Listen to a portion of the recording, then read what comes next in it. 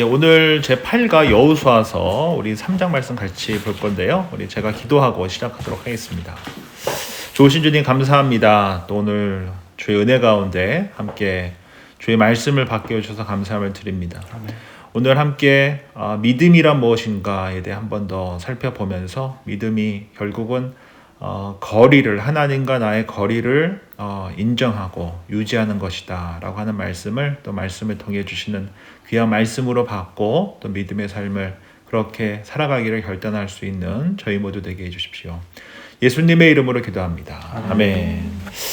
오늘 함께 나누실 하나님의 말씀은 여호수아서 3장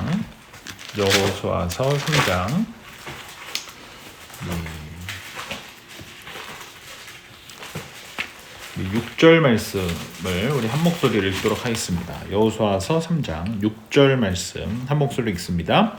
여호수아가 또 제사장들에게 말하여 이르되 언약궤를 메고 백성에 앞서 건너라 하매 곧 언약궤를 메고 백성에 앞서 나아가니라.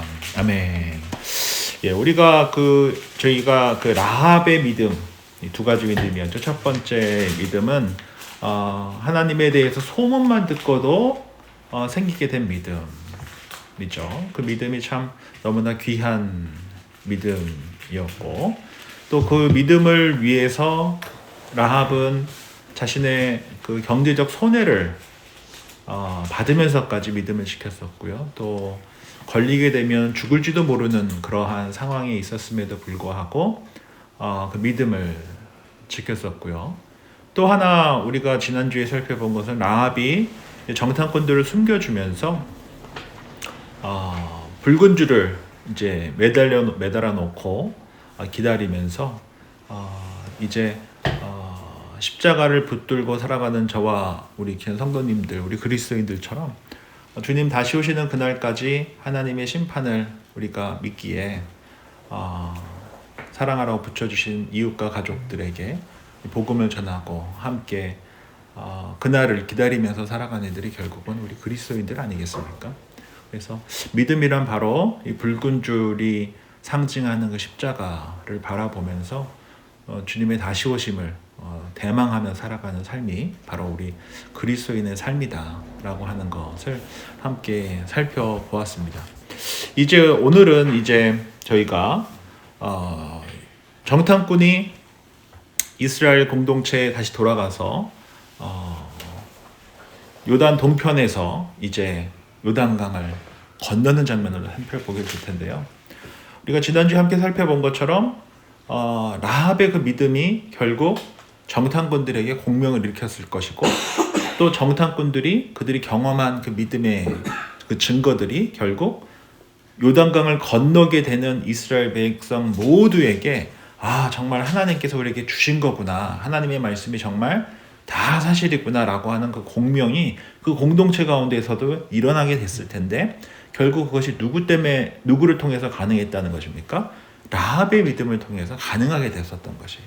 만약에 라합과의 그러한 엔카운터가 없었다고 한다면은 그 공동체 가운데 하나님의 그 살아계심을 이 정탐꾼들이 그렇게까지 확신하며 나아가지는 못했을 것 같거든요. 그래서 하나님께서 예비해 두셨던 그 라합의 믿음이 결국은 공동체 전체를 하나님에 대한 그 믿음을 갖고 나아갈 수 있겠다라는 것을 이제 살펴봤고, 이제 이 공동체가 어떻게 하나님의 그 뜻 가운데서 이 요단강을 건너게 되는가, 이것 또한 왜 믿음인가, 믿음 없이는 이 요단강을 건널 수 없다라고 하는 것이 무슨 의미인가에 대해서 조금 더 이렇게 세심하게 좀 살펴보는 그런 시간을 좀 가졌으면 좋겠습니다. 오늘 이제 여호수아서 3장 1절부터 이제 17절까지의 말씀을 함께 살펴볼 텐데요. 우리 3절 말씀을 우리 박주현 집사님께서 읽어주시면 감사하겠습니다.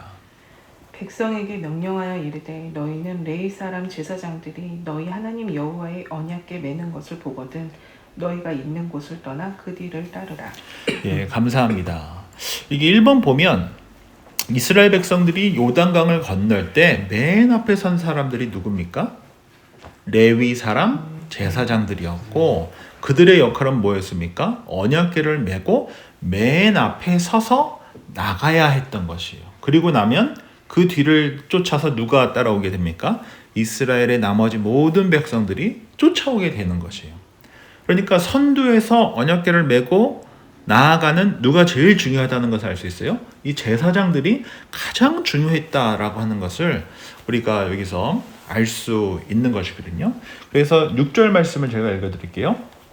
여호수아가 또 제사장들에게 말하여 이르되 언약궤를 메고 백성 앞에 앞서 건너라 하매 곧 언약궤를 메고 백성에 앞서 나아가니라 라고 믿음의 행위를 이 제사장들이 하게 되는 것이에요.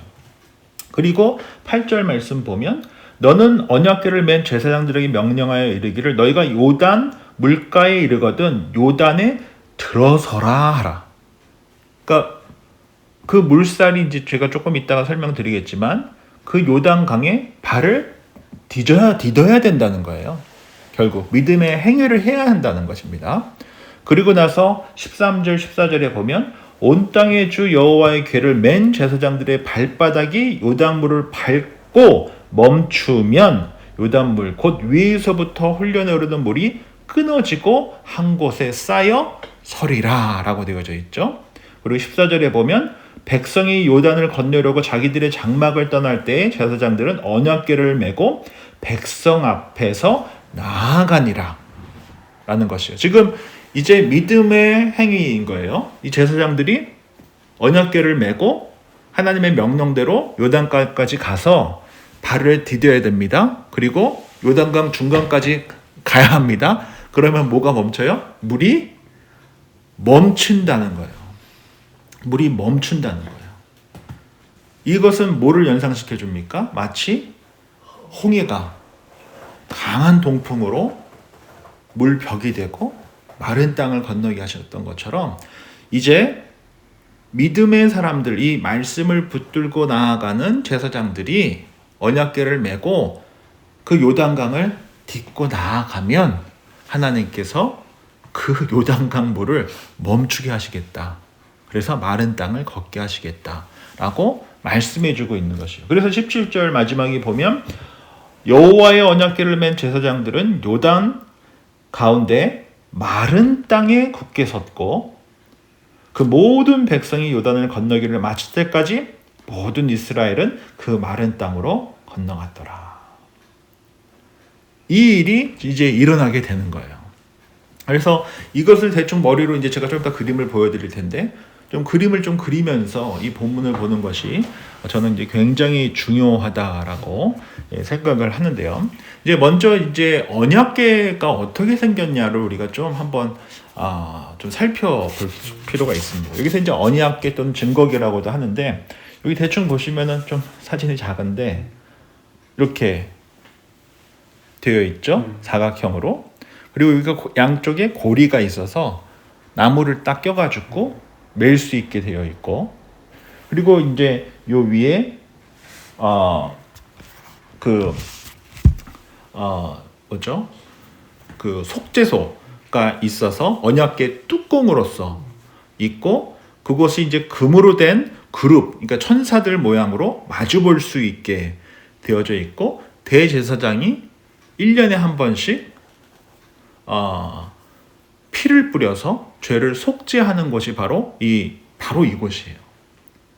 그렇기 때문에 이스라엘 백성들에게 있어서 이것은 굉장히 중요한 하나님의 임재를 상징하는 것이기 때문에.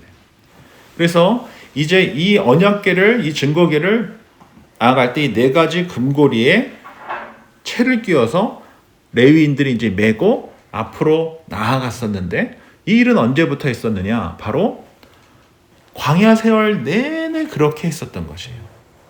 이스라엘 진영의 중심이 움직일 때마다 늘 이 증거궤를 중심으로 해서 지파별로 텐트를 세우고 지냈었고, 이제 그곳에 이 십계명 돌판과 만나 항아리와 아론의 쌍난 지팡이가 있어서 이것이 다 무엇을 상징하게 됩니까? 하나님의 임재를 상징하는 것이 바로 이 증거궤였어요.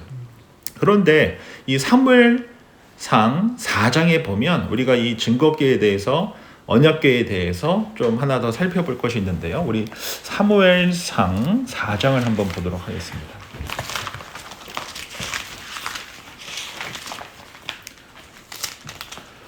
사무엘상 4장 말씀인데요.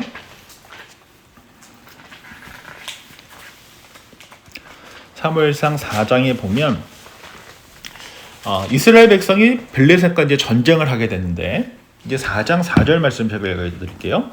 이에 백성이 실로의 사람을 보내어 그룹 사이에 계신 만군의 여호와의 언약궤를 거기서 가져왔고 엘리의 두 아들 홈니와 비느하스는 하나님의 언약궤와 함께 거기 있었더라 라고 되어져 있지 않습니까? 여기 보면 이제 이스라엘 백성과 블레셋이 전쟁을 했는데 이스라엘이 졌어요. 그러자 장로들이 어떤 일을 하게 되냐면은 그러면은 이 언약궤를 메고 한번 나아가 보자. 그래서 이 엘리의 두 아들이었던 홈니와 비느하스가 이것을 메고 나아가게 되는 거예요. 즉 언약궤를 앞세워서 그들의 원수였던 블레셋을 무찌르기 위한 도구로 사용하고자 했었던 것이에요. 그런데 어떤 일이 일어납니까? 이 10절과 11절에 보면 블레셋 사람들이 쳤더니 이스라엘에 패하여 각기 장막으로 도망하였고 살육이 심히 커져서 이스라엘 보병에 엎드려진 자가 3만 명이었으며 하나님의 궤는 빼앗겼고 엘리의 두 아들 홈니와 비느하스는 죽임을 당했더라. 되어졌죠. 즉 하나님의 언약궤를 메고 나아가면 이길 줄 알았는데 오히려 어떻게 됐습니까? 적고 수많은 사람들이 죽었고 심지어 엘리의 두 아들마저도 죽게 되었던 것이죠. 즉 이 언약궤를 자신의 욕망의 도구로 사용했을 때 이러한 결과가 일어날 수밖에 없다라고 하는 것을 우리에게 경고해주고 있는 것이에요. 그리고 나서 12절 이하에 보면은 엘리 제사장이 어떻게 됩니까? 두 아들이 죽었다는 소식을 듣고 의자에 앉아서 이렇게 이러다가 뒤로 꼬꾸라져 가지고 목뼈가 부러져서 죽게 돼요. 그런데 이제 성경 본문에 자세히 보시면 15절 16절에 보면 이렇게 설명하고 있죠. 그 사람이 엘리에게 말하되 나는 진중에서 나온 자 내가 오늘 진중에서 도망하여 왔나이다. 엘리가 이르되 내 아들아 일이 어떻게 되었느냐. 소식을 전하는 자가 대답하여 이르되 이스라엘이 블레셋 사람들 앞에서 도망하였고 백성 중에는 큰 살육이 있었고 당신의 두 아들 홈니와 비느하스도 죽임을 당하였고 하나님의 궤는 빼앗겼나이다. 하나님의 궤를 말할 때 엘리가 자기 의자에서 뒤로 넘어져 문 곁에서 목이 부러져 죽었으니 나이가 많고 비대한 까닭이라. 그가 이스라엘 사사가 된 지 40년이었더라 라고 되어져 있죠. 즉 비대했다라고 하는 것은 그만큼 영적으로 깨어있지 못했다라고 하는 것을 이제 이야기하는 것이랄 수 있고요. 90노인이 이 소식을 듣고 충격에 빠져서 뒤로 넘어져서 목뼈가 부러져서 죽게 되는 것이에요. 그리고 나서 이제 19절에 보면 그의 며느리인 비느하스의 아내가 임신하여서 해산을 했는데 어떻게 됩니까? 비느하스의 아내마저도 죽게 되죠. 그리고 그러면 죽으면서 낳게 된 아이의 이름이 이가봇인데 이가봇의 뜻이 뭐라고 성경에 되어 있습니까? 영광이 이스라엘에서 떠났다. 결국 이 하나님의 언약궤라고 하는 하나님의 임재를, 하나님의 이름을, 하나님께서 우리에게 주신 귀한 특권을 내 욕망을 사용하기 위한 도구로 사용했을 때 이렇게 하나님의 심판을 받았다라고 하는 것을 우리가 본다고 한다면은 하나님의 이 임재를 상징하는 언약궤는 우리가 함부로 대할 수 있는 것이 결코 아니다라고 하는 것이에요. 그래서 여기서 제일 중요한 것이 이제 이스라엘 백성들이 요단강을 건너갈 때 가장 앞에 있었던 것이 뭐였습니까? 하나님의 언약궤 증거궤였다는 것이에요. 그리고 이것을 레위 지파 대제사장들이 어깨에 메고 앞으로 나아갔다는 것입니다. 즉, 이 순서가 무너지는 순간 우리 신앙도 믿음의 공동체도 다 무너지는 거예요. 즉, 하나님의 말씀, 하나님의 뜻이 가장 앞에 있어야 하고 이것을 거룩한 하나님의 제사장들이 어깨에 메고 나아가야 하며 그리고 그 뒤로 이제 따라와야 되는 것인데 우리는 많은 경우 혼자 앞으로 쫙 간 다음에 하나님 어디 계세요 하는 경우가 많단 말이에요. 뭐 저만 해도 그렇고. 그럴 때 우리가 얼마나 많습니까? 이거 하나님의 뜻인 줄 알았는데요. 그냥 내 뜻을 하나님의 뜻으로 포장해서 혼자 앞으로 쫙 간 다음에 하나님 어디 계시냐고 계속 찾는 거예요. 하나님 언약궤는 저기 아직 움직이질 않았는데, 믿음을 갖고 앞으로 나아가질 않았는데 혼자 앞서 나가버린 거예요. 그래서 우리가 이 하나님의 임재를 뜻하는, 하나님의 뜻을 뜻하는, 하나님의 말씀을 뜻하는 이 언약궤를 우리가 소중히 다뤄야 소중히 대해야 한다는 것은 우리가 결코 하나님의 뜻보다 앞서가서는 안 된다.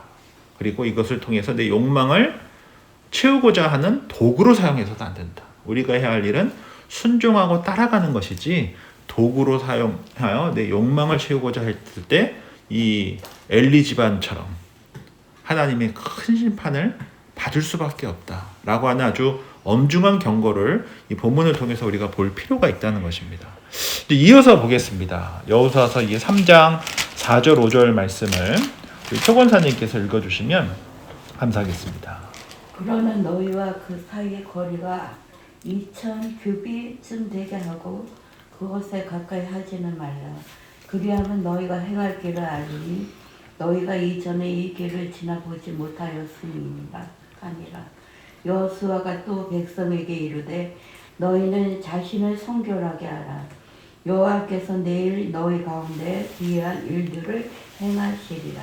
예, 감사합니다. 이번에 보면 언약궤를 맨 제사장들의 뒤를 따라가는 백성들이 지켜야 할 두 가지 사항은 뭐냐? 첫 번째가 뭐였습니까? 제사장들로부터 2000 규빗, 약 한 1km 정도 돼요. 1km, 정확하게는 한 912m라고 보는데요. 대략 1km라고 봤을 때 2000 규빗이, 대제사장들이 어깨에 언약궤를 메고 앞으로 나아가면 그 다음에 따라오는 이들이 몇 킬로를 유지해야 된다고요?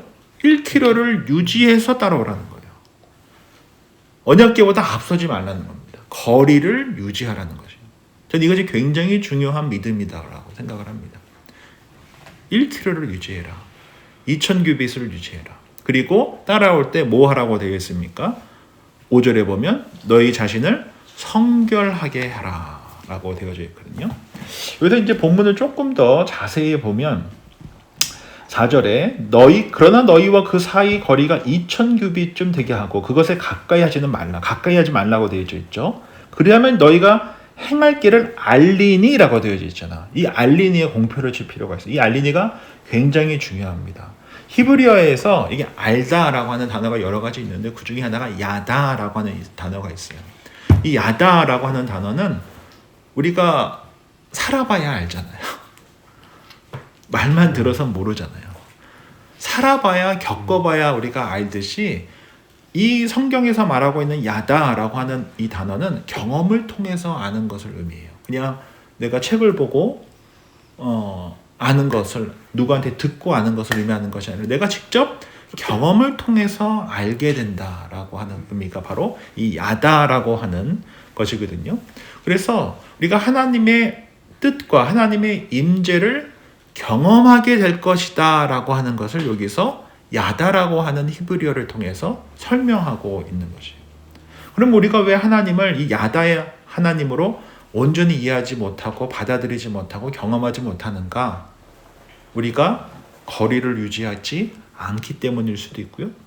우리가 이거 나오는 말씀처럼 거룩하게 우리의 삶을 돌보지 않기 때문일 수도 있고요. 오히려 하나님의 언약궤보다 앞서 나가버려서 일 수도 있고요.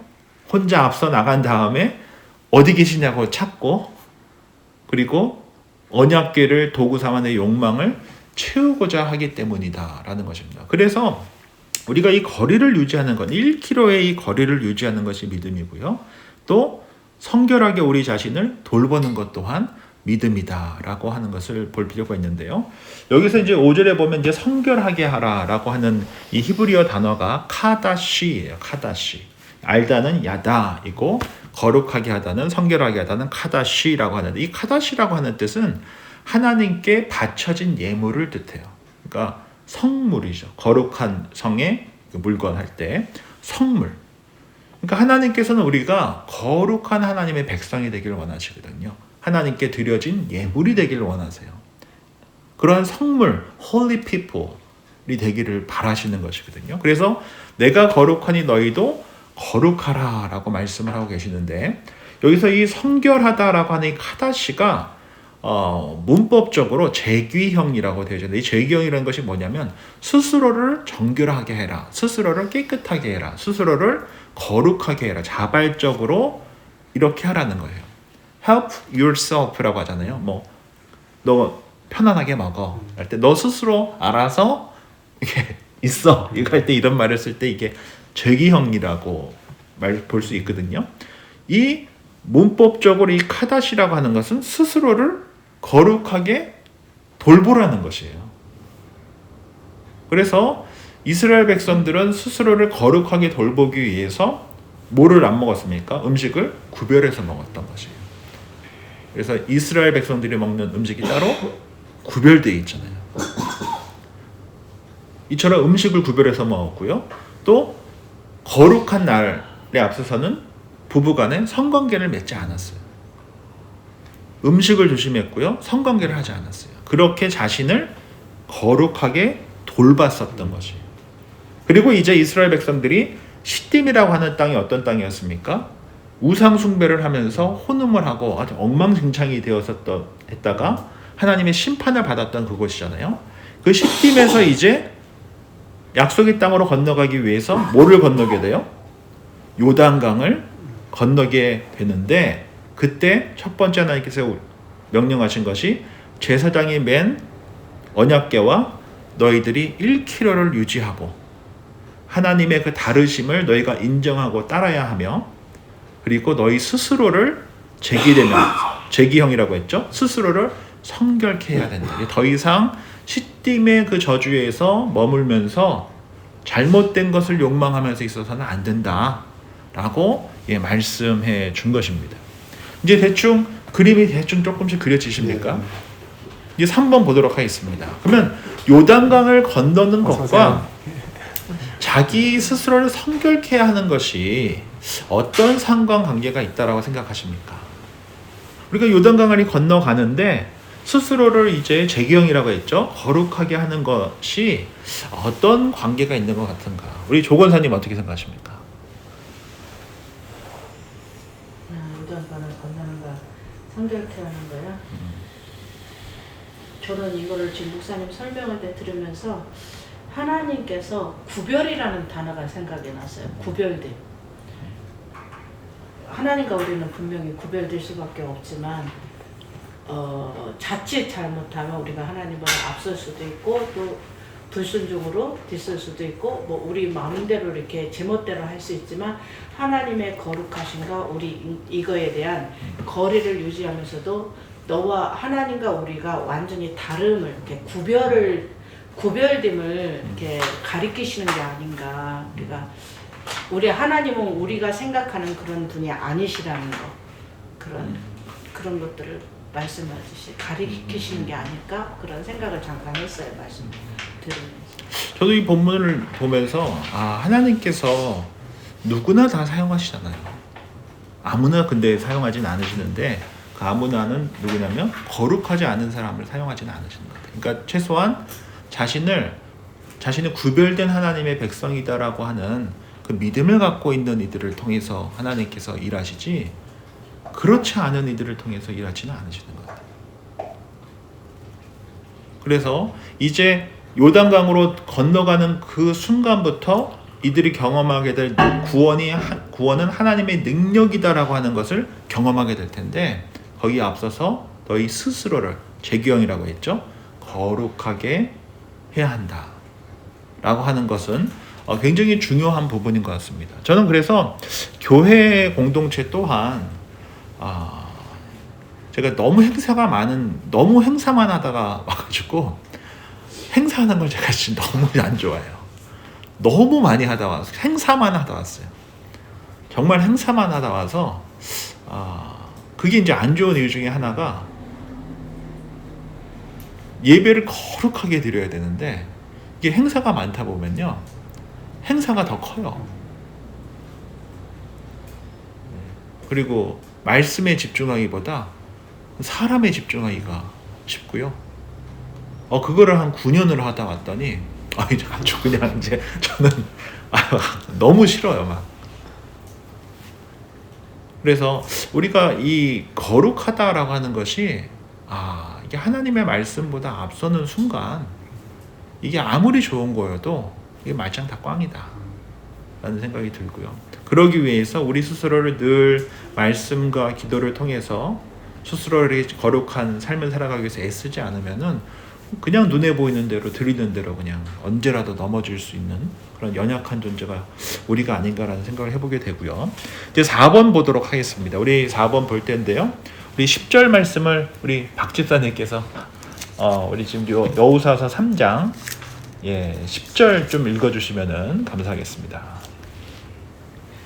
또 말하되 살아계신 하나님이 너희 가운데에 계시사 가나안 족속과 헷 족속과 히위 족속과 브리스 족속과 기르가스 족속과 아모리 족속과 여부스 족속을 너희 앞에서 반드시 쫓아내실 줄을 이것으로써 너희가 알리라. 예, 감사합니다. 여기 보면 또 알리라가 있죠. 이게 똑같은 야다예요. 그러니까 경험을 통해서 이제 너희가 하나님께서 이렇게 하실 것이다. 다른 말로 하면 살아계신 하나님이 너희 가운데 계시다는 것을 어떻게 할 거라고요? 경험을 통해서 알게 될 것이다. 이 말씀이 굉장히 중요한 말씀입니다. 살아계신 하나님이 너희 가운데 계신 것을 알게 야다하게 될 것이다. 이것이 굉장히 중요한 것입니다.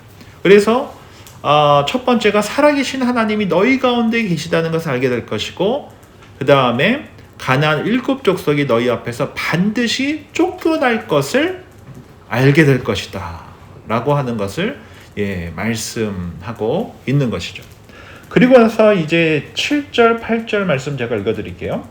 여호와께서 여호수아에게 이르시되 내가 오늘부터 시작하여 너를 온 이스라엘의 목전에서 크게 하여 내가 모세와 함께 있었던 것 같이 너와 함께 있는 것을 그들이 알게 하리라.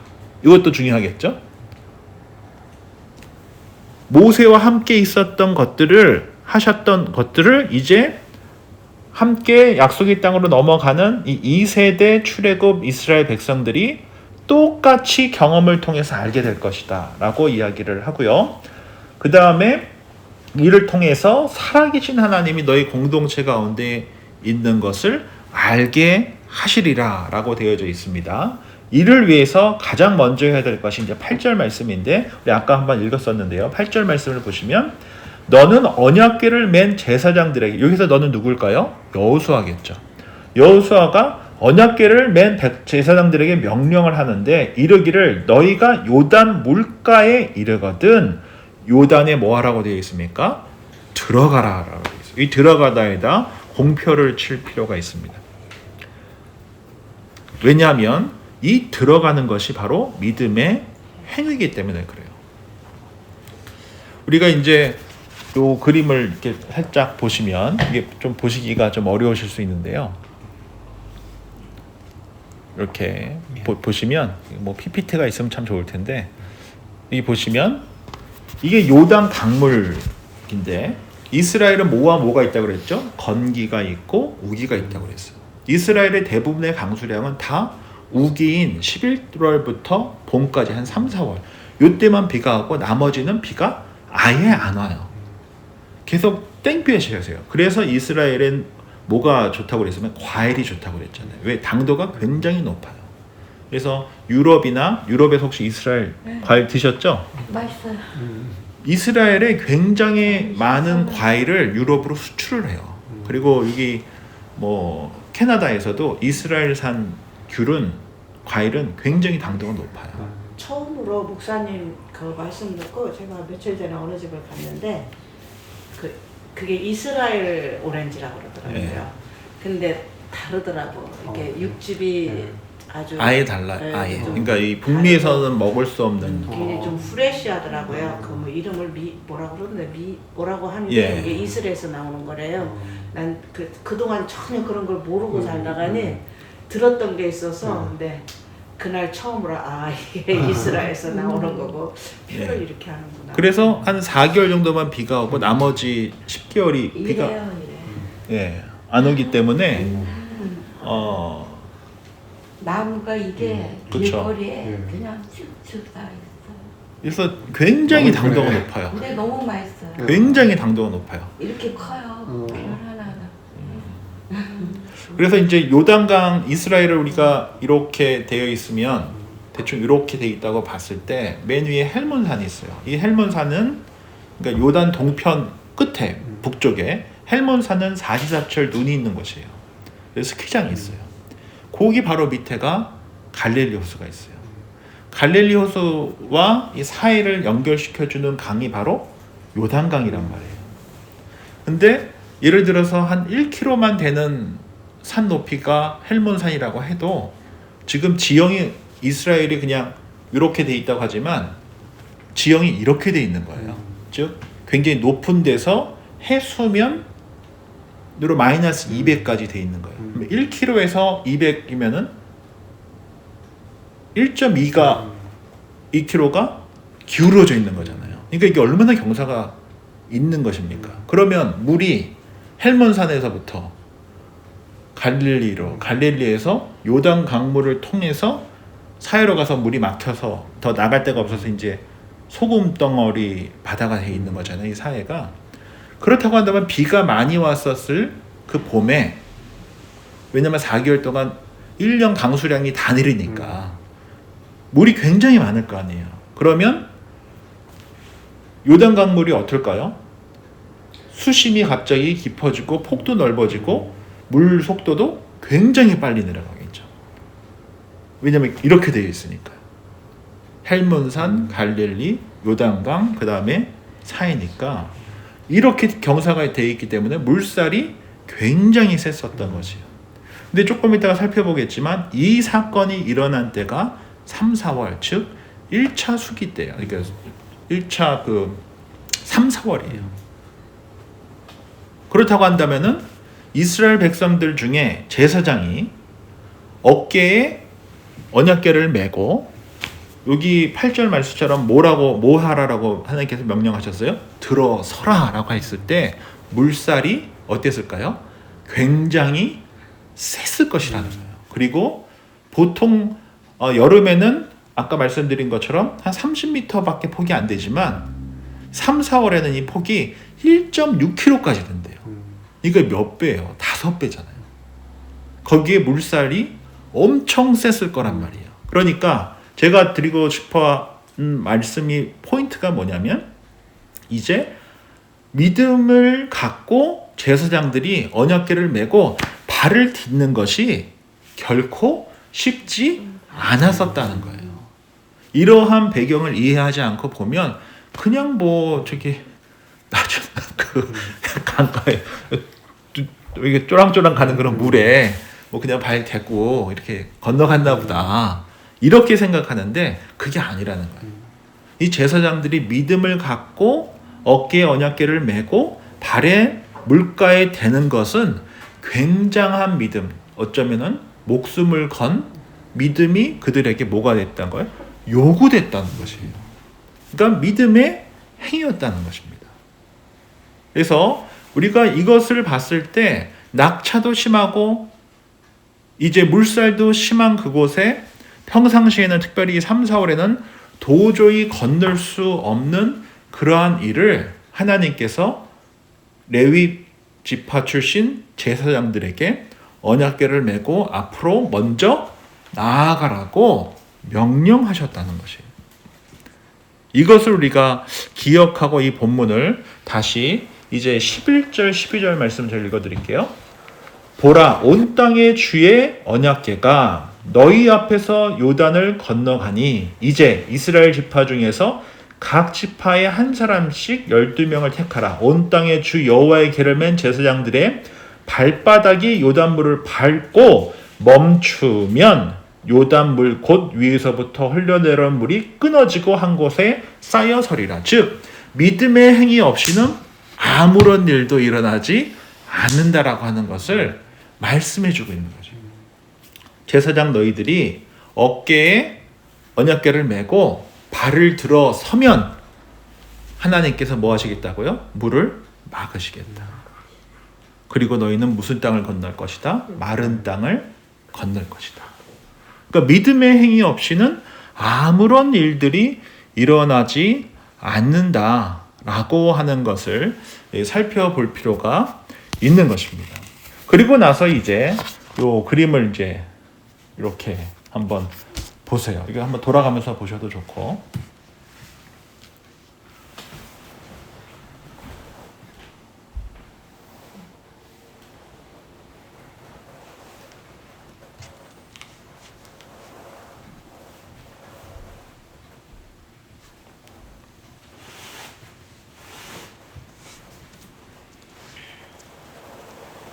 텔레비에서 여행 간 사람들이 찍은 요단강 폭이 되게 좁더라고요. 그러니까 그들이 발을 딛고 있었던 거는 3, 4월이 아니었던 거예요.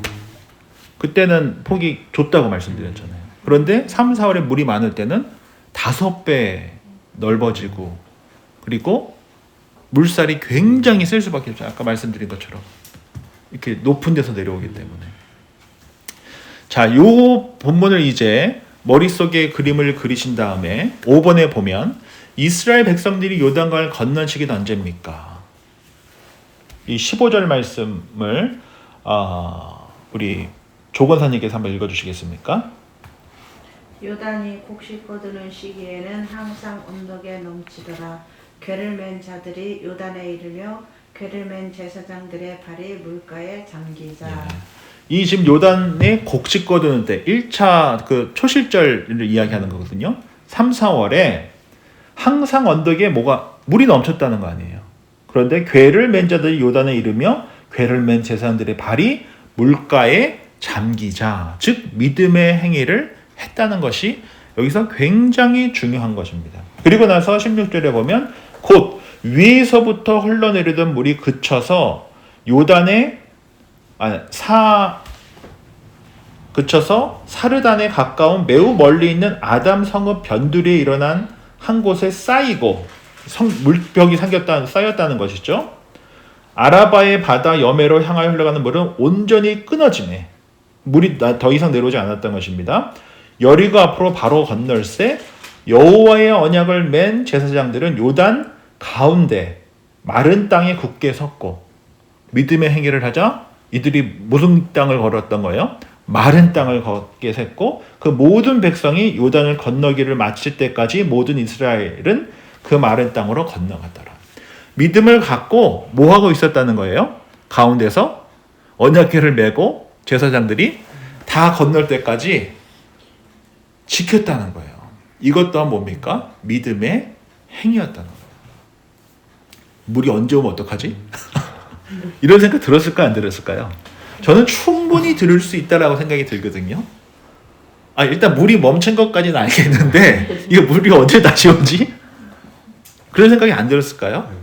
저는 충분히 들었을 것이라고 생각을 합니다. 물 위로 움직이는 거니까 조금 더 덜 무서웠을 것 같아요. 그냥 혼자 같으면은 좀 그런 생각이 강했겠지만 물 위로 움직이니까 내 믿음이 부족해도 따라가면 되니까. 그 다음에 저희가 이제 하나 더 이렇게 살펴봐야 할 것 중에 이제 하나가 여기 보시면 여기에 이제 이 믿음의 행위를 한 그들에게 있어서 잠시만요. 몇 장 몇 절인지 갑자기 헷갈리네요.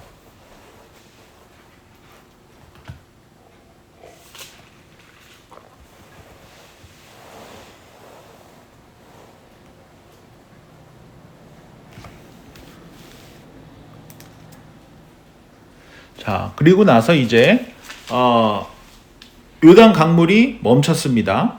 그 다음에 여기 그림에 보시면 두 번째로 4장 12절부터 13절 말씀을 허집사님께서 한번 읽어주시겠습니까? 여호수아서 4장 12절부터 13절.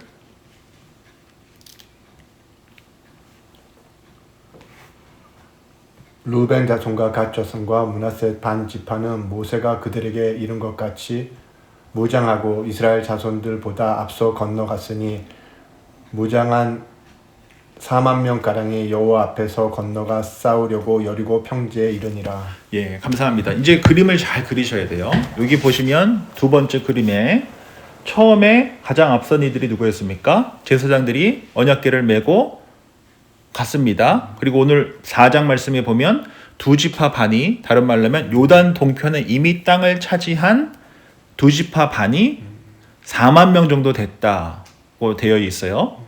본이 되어준 거죠. 그들이 모세와 약속했었던 그 약속을 지키기 위해서 앞장섰다는 거예요. 그리고 나서 뒤에 200만의 그 출애굽 2세대가 따라가게 된 거예요. 그러면 그림을 한번 그려보시는 거예요. 제사장들이 앞섭니다. 언약궤를 메고 앞으로 나아갑니다. 그리고 모세와 언약한 사명을 다하겠다라고 약속했었던 두 지파 반이, 그 다음 그 4만 명이 몇 킬로를 유지했다고요? 1킬로를 유지하고 따라간 거예요. 그리고 나서 그 뒤에 200만 정도 되는 출애굽 2세대가 따라간 거예요. 이것이 하나의 공동체라고 한번 생각해 보십시오.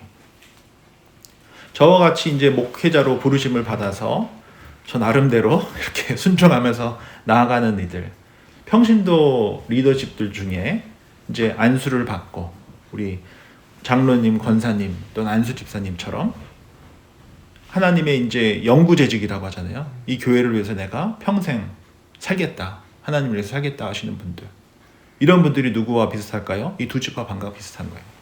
갓 지파, 루벤 지파, 므낫세 반 지파. 근데 그들이 몇 킬로를 유지해야 돼요? 1킬로를 유지해야 돼요. 만약에 이 1킬로를 유지하지 않았다고 한다면은 저는 혼비백산 됐을 것 같아요. 왜? 그 3, 4월에 그 물살은 사람이 일반적으로 건널 수 있는 물살이 아니었던 거예요. 그래서 하나님께서 여호수아에게 누구에게 먼저 명령한 겁니까? 제사장들에게 물가에 발을 들여라. 그러면 일이 일어날 것이다. 그 말씀을 믿고 목회팀이 먼저 발을 딛는 거예요. 당회가 먼저 발을 딛는 거예요. 그리고 나서 1km라고 하는 그 거리가 필요해요. 그 거리를 이제 평신도 리더십들이 따라오는 것입니다. 근데 만약에 이 거리를 유지하지 않고 따라오게 되면 평신도 리더십이 어떻게 돼요? 혼비백산이 되는 거예요. 눈앞에 보이는 것이 말씀의 그 언약궤가 아니라 물살만 보일 수도 있으니까. 그리고 모범이 되어주시는 그런 성도님들이 1km를 유지하면서 앞으로 나아갔을 때 200만이라고 하는 출애굽 2세대가 따라올 수 있는 것이지, 만약에 여기서 1km를 유지하지 않았다고 한다면은 제사장들이 어깨에 언약궤를 메고 그 거센 물살 앞에 발을 들이지 않았다라고 한다면은 요단강의 기적은 일어나지 않았을 수도 있었다는 것이죠.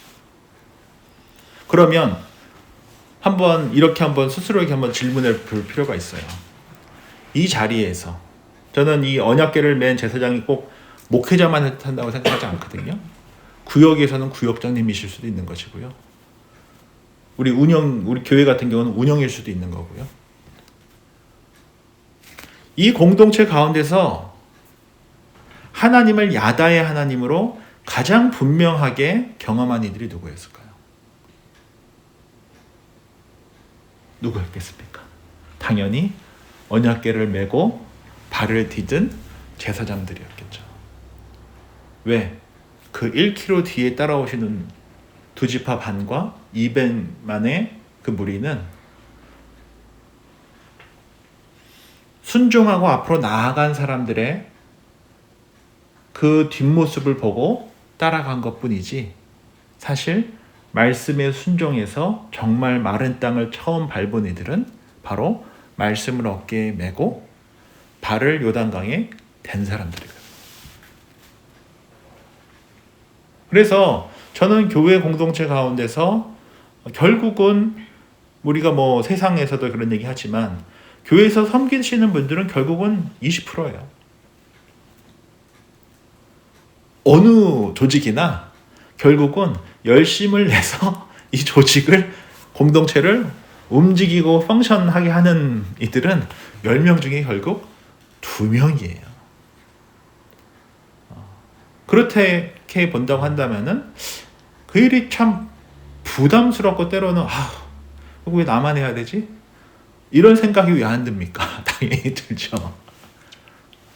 그러나 이 오늘 본문을 통해서 우리가 봤을 때, 그러나 그 자리에서 말씀을 믿고 순종하고 말씀에 순종하며 어깨에 언약궤를 메고 요단강에 발을 디든 이들만이 정말 하나님 앞에서 하나님의 그 살아계심을 가장 크고 명확하게 야다할 수 있다라는 것입니다. 그리고 1km라고 하는 그 거리 뒤에 따라오는 헌신자들과 이제 사람들의 그 뒷걸음을 보면서 갈만한가 본데? 라고 하면서 따라오는 이들이 200만인 거예요. 근데 여기서 이 1km가 유지가 되지 않으면 그 나머지 공동체는 다 혼비박산이 됐을 것이고 따라오지 못할 것이고 끊길 것이며, 동시에 이 제사장 무리는 그 1km라고 하는 그 거리를 우리가 걸어서 간다라고 한다면, 그냥 성인 남성이 대략 한 20-30분 거리거든요. 시차가 있다는 것도 한번 생각해 볼 필요가 있는 거예요. 앞으로 먼저 쓴 사람들이 순종해서 나갔어요. 그리고 우리 그 뒷모습을 보고 따라오는데 시차가 있다는 거예요. 나는 분명히 하나님의 뜻을 알고 밟고 난 다 경험했는데 뒤에 따라오시는 분들은 사실은 시차가 있는 거예요. 시차가. 왜? 안전하다고 느껴졌을 때 그때 비로소 나오거든요. 그러나 제사장 무리들은 어떻습니까? 안전이고 뭐고 그냥 듣고 어깨 메고 하라 하니까 그냥 발을 디뎌버리는 거거든요. 믿음의 행인 거거든요. 이러한 모습이 됐을 때 하나님께서 여호수아에게 뭐를 말씀하셨습니까? 10절 말씀을 우리 큰 소리로 한번 같이 읽어볼까요? 함께 읽습니다. 또 말하되 살아계신 하나님이 너희 가운데 계시사 가나안 족속과 헷 족속과 휘 족속과 브리스 족속과 기르가스 족속과 아모리 족속과 여부스 족속을 너희 앞에서 반드시 쫓아내실 줄을 이것으로써 너희가 알리라 라고 되어져 있잖아요. 하나님께서 살아계신 것을 어떨 때 알게 하신다고 말씀하고 계십니까? 제사장들이 어깨에 언약궤를 메고 발을 딛고 나아갔을 때 이스라엘 200만 이상 되는 모든 공동체가 살아계신 하나님을 알게 될 것이다. 야다하게 될 것이다. 라고 말씀하고 있는 거죠. 이 원리를 우리가 이해한다고 한다면은 우리 교회에서 앞서서 섬기고 계시는 운영이분들, 구역장분들, 또 다양한 형태로 봉사하시는 분들이 비록 힘드시겠지만 그러한 섬김과 1km를 유지하면서 나아가는 그 이유가 여기 있다라고 하는 것을 우리가 꼭 기억을 하셔야 되고, 그리고 그러할 때 이 공동체 전체가 혼비백산되지 아니하고 어떻게 될 수 있다는 것이에요. 살아계신 하나님을 알게 될 것이다 라고 하는 것입니다. 그래서 이런 관점에서 우리 베리하는 장로교회를 바라보고, 또 우리에게 맡겨주신 구역을 바라보고, 봉사부서를 바라보고, 가족도 그렇게 바라보실 수 있으셔야 되는 거예요. 그렇지 않으면 아무런 일이 일어나지 않고 그 공동체 가운데 살아계신 하나님을 경험할 수 없다라고 하는 것을 볼 수 있는 것이죠. 저는 그래서 오늘 이 여호수아서 3장 말씀, 이 요단강 도화 사건이라고 하는 이 말씀을 통해서 우리 다시 한번 우리 제자반 성도님들하고 나누고 또 한 번 더 기억하셨으면 하는 것은, 힘드시지만 결국 말씀을 어깨에 메고 나아간 제사장들이 결국은 야다의 하나님을 경험하게 되는 것이고, 그 야다의 하나님을 믿고 순종하고 발을 디든 그들의 뒷모습을 보고 결국 공동체가 순종하고 따라오게 된다. 그리고 그러한 일이 일어났을 때 비로소 살아계신 하나님이 그 공동체 가운데 계심을 모든 공동체원들이 야다 알게 되고 경험하게 될 것이다. 이 원리를 우리가 잘 기억할 때 주어진 이 봉사의 자리와 섬김의 자리가 그냥 짐으로서만 느껴지지 않고 살아계신 하나님을 야다하기 위한 하나님의 이게 시기구나 라고 하는 것을 우리가 고백할 수 있다라는 것이죠. 예, 이렇게